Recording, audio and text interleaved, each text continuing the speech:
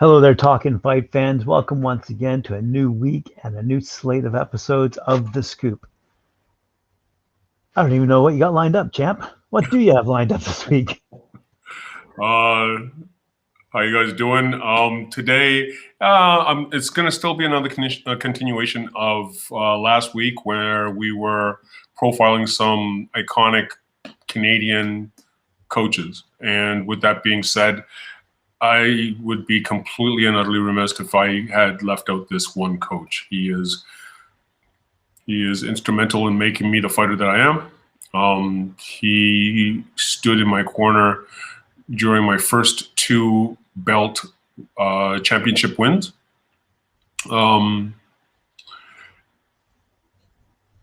His resume is littered with Canadian champions, and to my knowledge, the only Olympic gold medalist in Canadian history.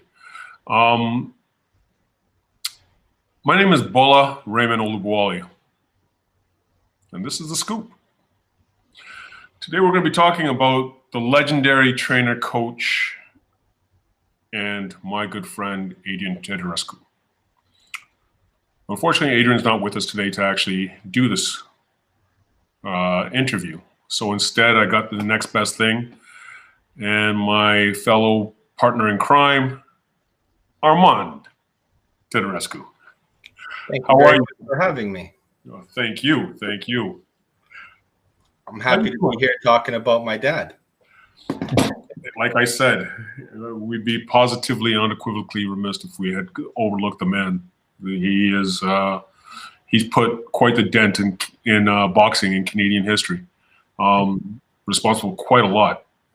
And he's dearly missed. Could you walk us through his beginnings and how he got into boxing in the first place? Well, those were times long ago and before I was born, but there were stories, and apparently many of them.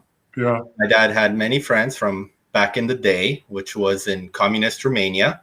Yeah. He grew up during the Cold War, and he came from a large family. His mom, my grandmother, passed away when he was 5, and my grandfather when he was about 12. Before passing away when he was, not that old. He was only in like his late 50s when he passed away. But communist Romania, they didn't have a long life expectancy. So my dad was lucky to last as long as he has. And that's how he kind of started. His dad told him to join a boxing club. He's going to have to do it in the army anyway, so he might as well be good at it. And everybody in Romania had to become part of the military at some point.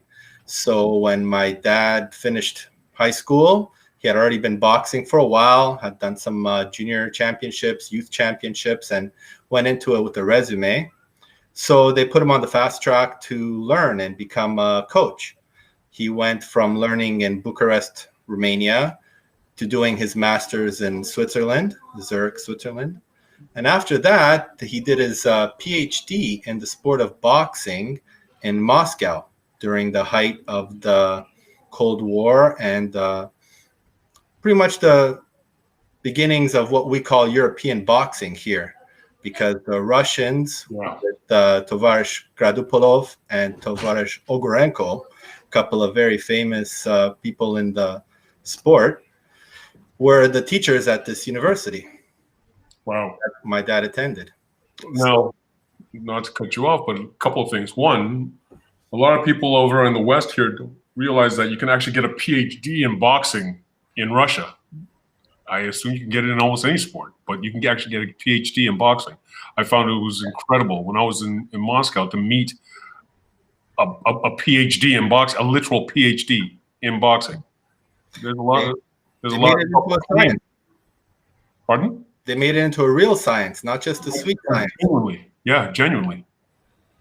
There's a lot of proclaimed PhDs, doctors of boxing, over here in the West. But Sure.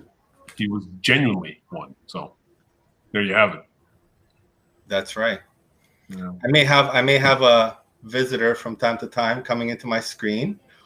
My young daughter Ashley, who's roaming around in the background. So how old is she now? She's 4 now. Sweet Jesus. Yes. Little mini me. But even more scary. Yeah.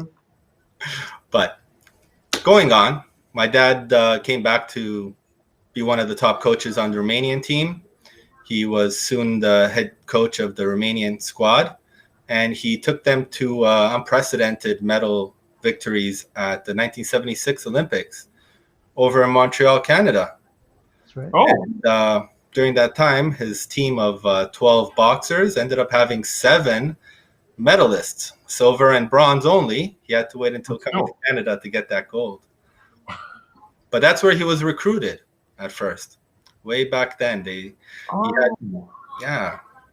Wow. Okay. Now, before you go any further, I kept getting confused. He either went to the 1960 Tokyo Games, or sorry, the 1960 Rome Games or the 1964 Tokyo Games as a competitor, correct? Yeah, I believe it might have been like 64. So the 64 with Joe Frazier. And he was at the time a young middleweight. Exactly. Yeah, he was there at the Olympics. He participated but didn't get a medal. But at the time, every country's champion would be represented at the Olympics as long as they had somebody. So that was a good time for boxing. You got the Olympic experience. Yes. And you know what? He went back as a coach more often. He was in the Moscow Olympics because only communist countries played that one. Yeah. So he was there at that one. He had 4 medals, 1 silver and 3 bronze. But over there, everybody said it was a little bit harder to win than usual. Why? That Moscow Olympics was a tough one. Basically, the Russian team was allowed to bring 3 in each category.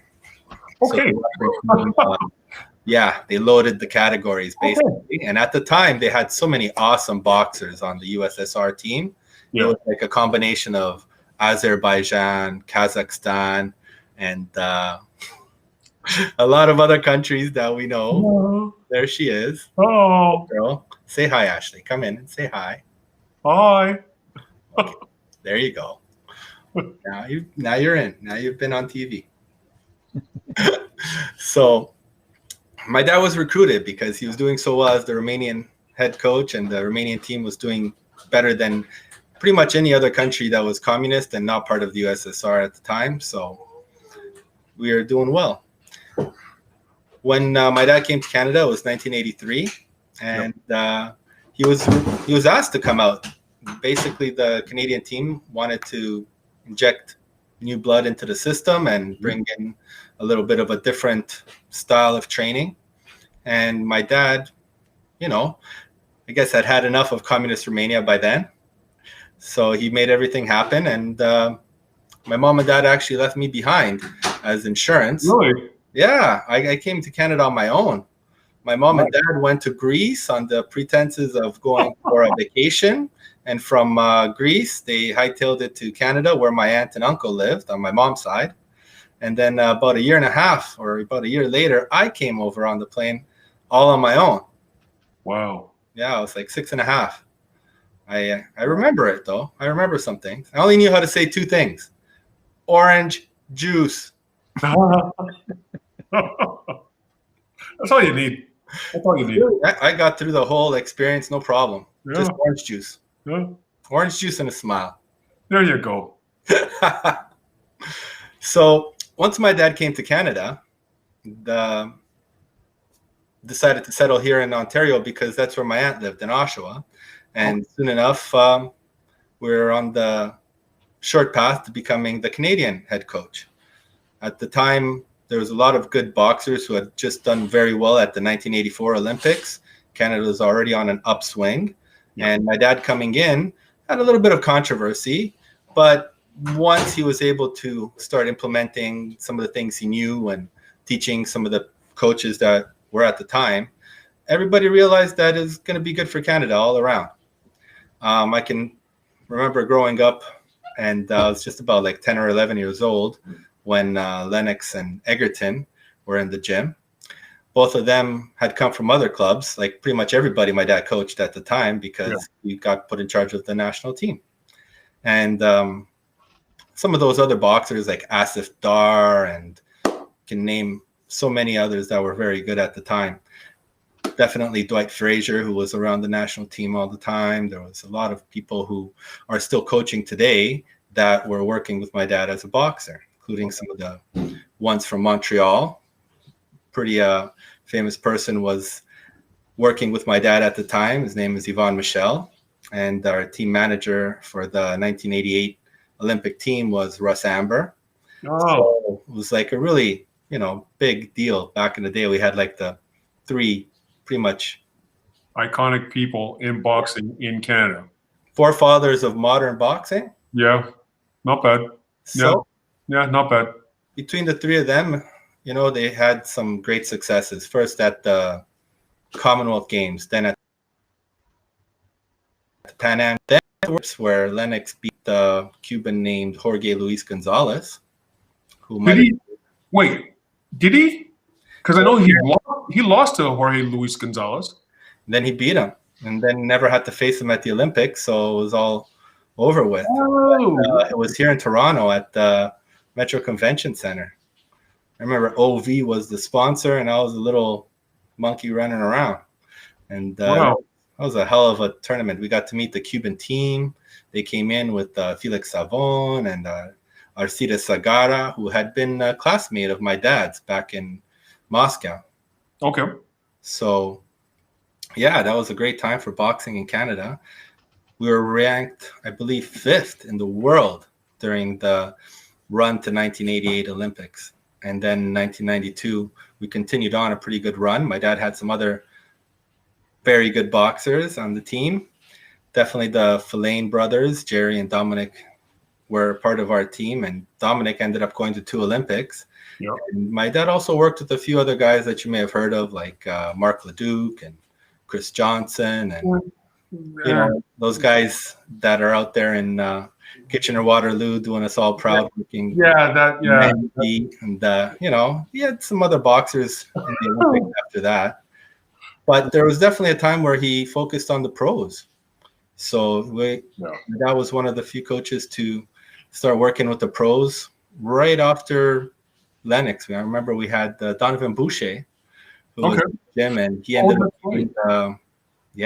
up beating Sean O'Sullivan in a big fight here in Toronto at the Varsity Arena. I love that story. He came from Cabbagetown to Atlas to beat Canada's Sweetheart. Yeah, because he was at Cabbagetown too. Exactly. I remember Sean Sullivan was like, the sweetheart of Cabbagetown.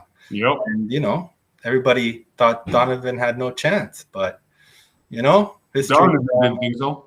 Yeah, he definitely didn't. But he had my dad in his corner. Even if he didn't have him in his corner that night, definitely my dad gave him some tips on, what he could do. That's actually what started our rivalry with Cabbagetown over the years, and it's been a great one. And, not too long ago, we had another really good boxer from Cabbagetown by the name of Arthur Bierzanov, or as he's known in the pros as Movladin Bierzanov. Yeah. And, he came over to our club and did really well with his career. He was the first boxer to win a gold at the Pan Am Games since 1975. He beat a Cuban, and also in Toronto in 2015. Yeah. Pan Am Games, where Mandy, another one of my dad's boxers, also got gold. Yeah. We had a good run, from pretty much 1986 to 2016. My dad had an amazing run here in Canada. 30 years. That's quite the legacy. Yeah. It's quite the legacy. And now, everything my dad taught me, and going to put to use in my new gym, which we're reopening very soon. So that's some exciting things. That's amazing. That's amazing. So, yeah. That's kind of like the story in a nutshell. Now, a couple things that you sort of, or at least I found quite telling, is when I was with Papa Adrian, and going to training camps like all over the world, I found it incredibly heartwarming to know, like, I thought the world of him, and the information that he brought, like, it was different. Him, I can't tell you the amount of arguments we'd have on technique and style and stuff like that. Like, but when I went internationally, he was revered as being the teacher. Like, I remember several times in Germany, in Hamburg, or even in Moscow, he was known and revered. Apparently, during the times in former USSR, he was one of those coaches that would be sent throughout the communist countries doing seminars and teaching coaches. Like, that is a jewel that Canada should be exceptionally proud of attaining.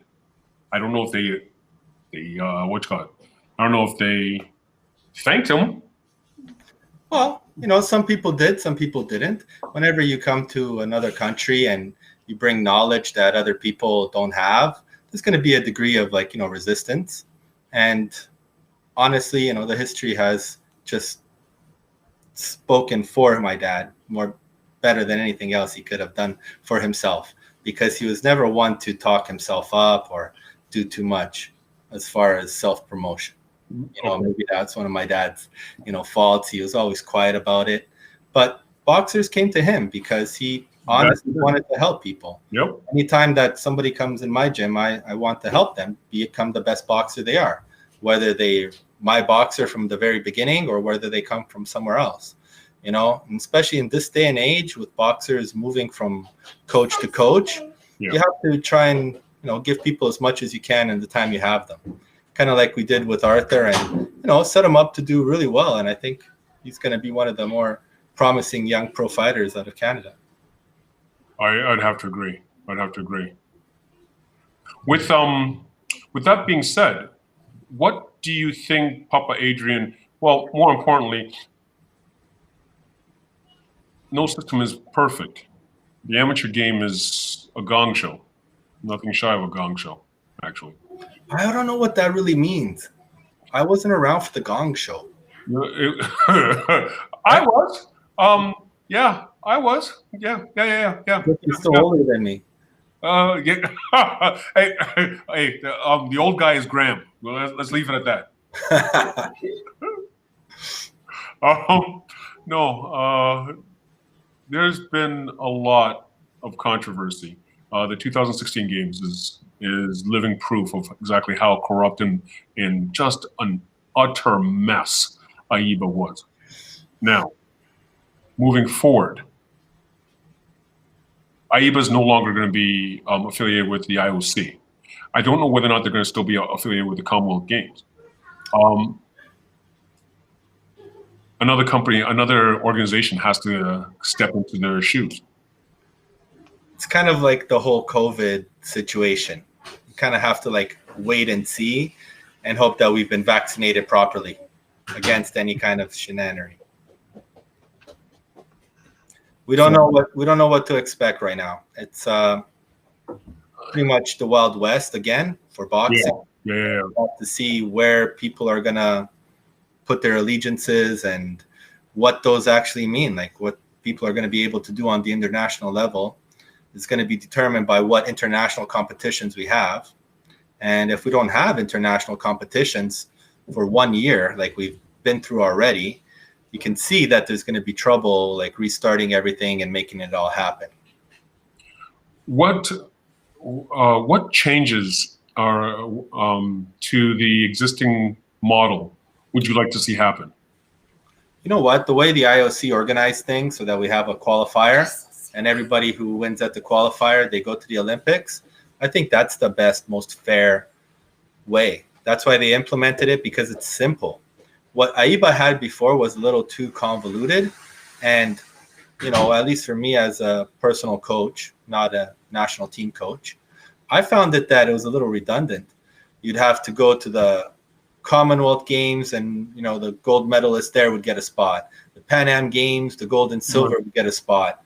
The World Championships before the Olympics, the top 4 would get a spot. And then what's left, each continent would get spots according to who qualified. Come on. Already, I've lost everybody who doesn't follow boxing.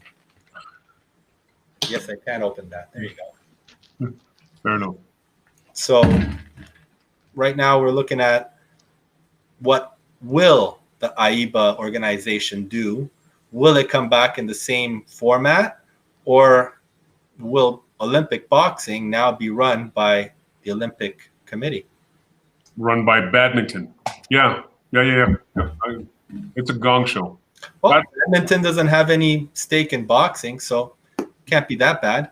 People who do have a stake in boxing have, completely made a little bit of a mess. Yeah. No, I agree. Yeah, I agree. How would you like to see it though? What changes would you like to see? Like for me, as you know, I wasn't able to go to the 2004 Olympics because I was 54 days too old. Now they've changed it to 40 as being the cutoff mark. Should there be an age? Should there be an age group? Another thing, I did a segment earlier on headgear, how now men are wearing headgear, women aren't. And I don't care what they say, there's no science that depicts men versus women safer. It's just nonsense. So and the fact that we have 3-minute rounds for women in the amateurs and 2-minute rounds in the pros, there's like a little bit of discrepancies there. I think men are pretty much ready to be doing 3-minute rounds like men are. I think that should change across the pro too. Sure. So like you see, there's quite a few variables that could be tweaked. I think headgear should go back on, especially for tournaments. There's no reason to have the headgear off when you're fighting multiple fights in a short span of time. That you don't want to be taken out by a cut. And believe it or not, headgears are there to protect you from cuts, not to protect you from concussions. Precisely. That's what I said in my episode on headgear, no headgear. At the end of the day, they gave 3 arguments as to why headgear was removed. One was that the headgear impedes your vision, your field of vision. You have worn headgear. I've worn headgear. I've worn headgear with lugs, with cheek protectors. I have never once had my vision impaired. I've never had. Now, keeping in mind, I've never used the one with the bar across the nose. I call it George Foreman, because that's what he used. But open face, especially because that's the only one you're going to use for competition. There's no impediment. Secondly, they say that headgear on gives a false sense of security, so fighters are going to take more risky chances. I'm like, yeah, you're blessed. You're out of your mind. Because at the end of the day, you get hit once. Once you learn real quick that headgear does not prevent, does not deflect, does not absorb power. You eat it. You sound like you've spoken about this a few times. Right? It sounds like it's a hot topic for you. Just a wee bit. Just a wee bit. People concussions happen even in sparring. Even when you're sparring, if you're not careful to take care of these concussions, they have a detrimental effect. Much like in the movie Concussion, which talks about football, yes, this kind of thing happens in boxing. So concussion prevention and dealing with concussions is a very important topic for us over here in the amateur game. That's actually what we just spoke about on our last town hall meeting.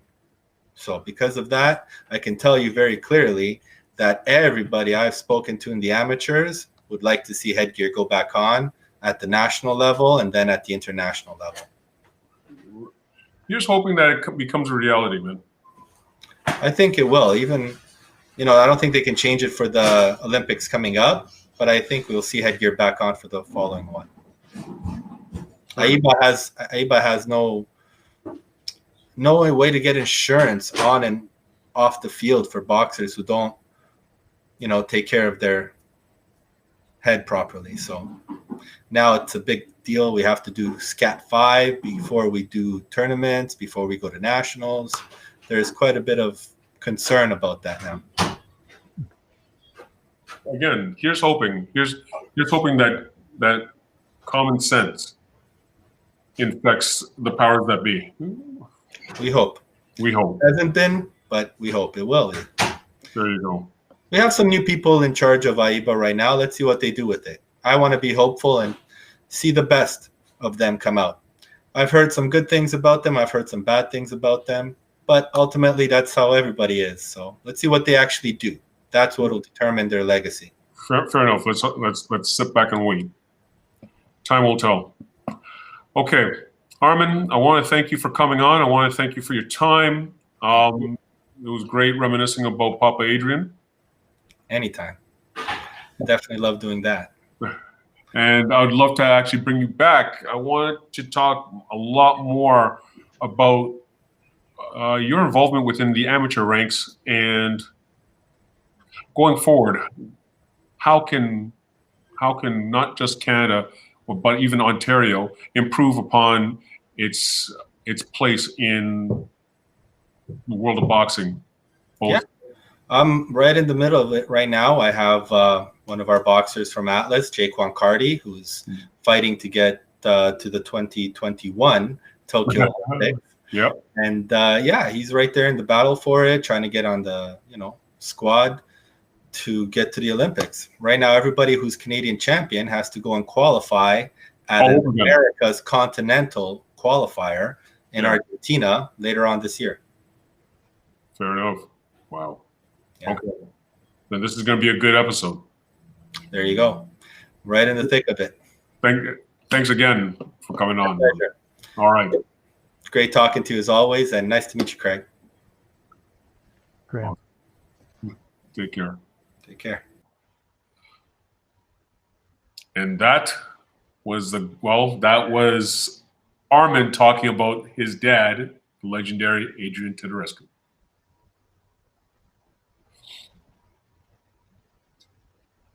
Any points? No, I thought that was great. He's reopening Atlas, if I'm not mistaken. Okay, so when Adrian came to Canada, he opened up a facility called Thistletown.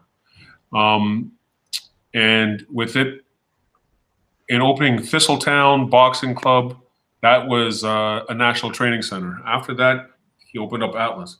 I have known Atlas to be in 1, 2, 3, 4 locations in the past 30 some odd years. And now that it's going into a 5th one. So it's a landmark. At least the name is a landmark gym. Right. So right. Great. But anyways. Awesome. If you like that episode, if you like this episode and like to learn more about Adrian Teodorescu, first and foremost, smash the like button. It's your boy Bola, and that's a scoop. Oh, don't forget to subscribe also. Where's my head? Thank you, champ. Cheers. We'll see you tomorrow. All right.